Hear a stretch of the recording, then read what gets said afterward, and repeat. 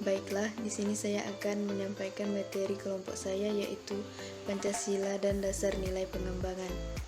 Adapun beberapa hal yang akan dibahas dalam materi kali ini, yaitu menjelaskan sumber historis, sumber sosiologi, dan sumber politis tentang Pancasila sebagai nilai dasar pengembangan. Untuk materi pertama, yaitu sumber historis. Sumber historis Pancasila sebagai dasar nilai pengembangan ilmu di Indonesia dapat ditelusuri pada awalnya dalam dokumen negara, yaitu pembukaan Undang-Undang Dasar 1945, alinea keempat yang berbunyi, kemudian daripada itu untuk membentuk suatu pemerintahan negara Indonesia yang melindungi segenap bangsa Indonesia dan seluruh tumpah darah Indonesia dan untuk memajukan kesejahteraan umum, mencerdaskan kehidupan bangsa dan ikut melaksanakan ketertiban dunia, berdasarkan kemerdekaan, perdamaian abadi, dan keadilan sosial. Maka disusunlah kemerdekaan kebangsaan Indonesia itu dalam suatu Undang-Undang Dasar Negara Indonesia yang terbentuk dalam suatu susunan negara Republik Indonesia yang berkedaulatan rakyat dengan berdasarkan kepada ketuhanan Yang Maha Esa, dan seterusnya. Sila-sila Pancasila yang tercantum dalam pembukaan Undang-Undang Dasar 1945 jelas merupakan bagian dari amanat para pendiri negara untuk mengangkat dan meningkatkan kesejahteraan dan memajukan kesejahteraan bangsa dalam arti penguatan perekonomian bangsa dan pengembangan ilmu pengetahuan yang dapat mengangkat harkat dan martabat bangsa Indonesia agar setara dengan bangsa-bangsa lain di dunia.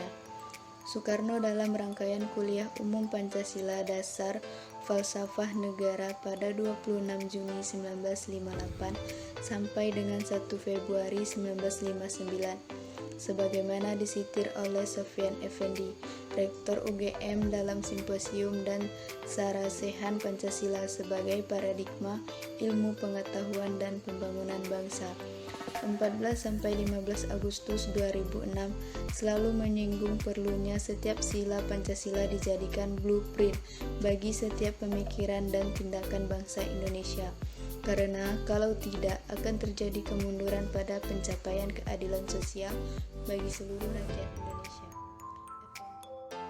Sumber historis lainnya dapat ditelusuri dalam berbagai diskusi dan seminar di kalangan intelektual di Indonesia. Salah satunya adalah di perguruan tinggi. Pancasila sebagai dasar pengembangan ilmu baru mulai dirasakan sebagai kebutuhan yang mendesak sekitar 1980-an, terutama di perguruan tinggi yang mencetak kaum intelektual. Salah satu perguruan tinggi di Indonesia yang membicarakan hal tersebut adalah Universitas Gadjah Mada, Yogyakarta.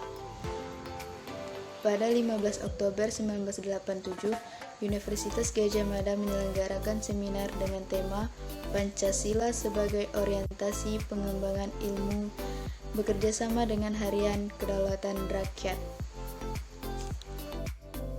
Materi kedua yaitu sumber sosiologi.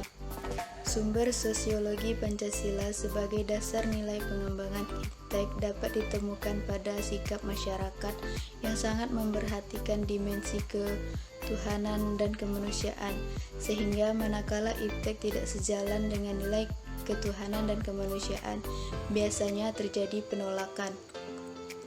Contoh penolakan masyarakat atas rencana pembangunan pusat pembangkit listrik tenaga nuklir di Semenanjung Muria beberapa tahun yang lalu. Penolakan masyarakat terhadap PLTN di Semenanjung Muria didasarkan pada kekhawatiran atas kemungkinan kebocoran pembangkit listrik tenaga nuklir di Chernobyl, Rusia beberapa tahun yang lalu. Trauma nuklir berkaitan dengan keselamatan reaktor nuklir dan keluaran limbah radioaktif yang termasuk ke dalam kategori limbah beracun. Kedua isu tersebut memicu dampak sosial sebagai akibat penggunaan PLTN, bukan hanya bersifat standar seperti terciptanya kesempatan kerja, kesempatan berusaha, timbulnya gangguan kenyamanan karena kemacetan lalu lintas, bising, getaran, debu, melainkan juga dampak yang bersifat khusus seperti rasa cemas, khawatir, dan takut yang besarnya tidak mudah dikuantifikasi. Dalam terminologi dampak sosial, hal yang demikian dinamakan perceived impact. dampak yang dipersepsikan. Untuk materi ketiga yaitu sumber politis. Sumber politis Pancasila sebagai dasar nilai pengembangan ilmu di Indonesia dapat dirunut ke dalam berbagai kebijakan yang dilakukan oleh para penyelenggara negara. Dokumen pada masa Orde Lama yang meletakkan Pancasila sebagai dasar nilai pengembangan atau orientasi ilmu antara lain dapat dilihat dari pidato Soekarno ketika menerima gelar Doktor Honoris Causa di UGM pada tanggal 19 September 1951 yang mengungkapkan hal sebagai berikut. Bagi saya, ilmu pengetahuan hanyalah berharga penuh jika ia dipergunakan untuk mengabdi kepada praktik hidup manusia, atau praktiknya bangsa, atau praktiknya hidup dunia kemanusiaan.